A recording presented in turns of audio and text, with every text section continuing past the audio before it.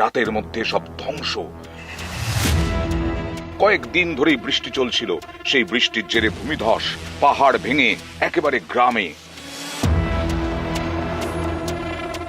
সোমবার তখন মাঝরাত, কয়েক ঘন্টায় সব তছনছ।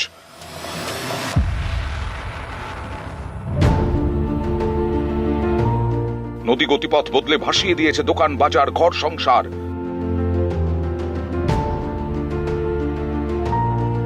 সুন্দরী ওয়েনার এখন একেবারে ধ্বংসস্তূপ। ওয়েনারের চোখে জল। সোমবার রাত 2টো নাগাদ প্রথমবার ধস নামে, তখন সকলেই ঘুমিয়ে। তারপর একের পর এক ধস, 4 ঘন্টায় মোট 3 বার। ঘুমের মধ্যেই সব শেষ, নিজেদের বাঁচানোর সুযোগটুকু অনেকে পাননি।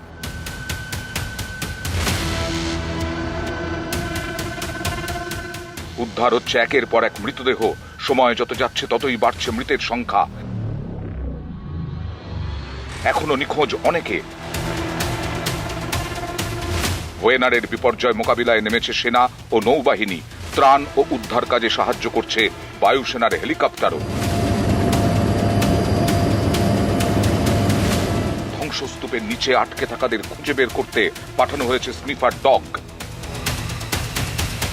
উদ্ধার কাজে সবচেয়ে বড় বাধা হয়ে দাঁড়াচ্ছে বৃষ্টি।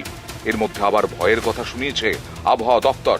আগামী কয়েকদিন ওয়েনার সহ আশপাশের জেলাগুলিতে আরও বৃষ্টির পূর্বাভাস। নিউজ 18 বাংলা।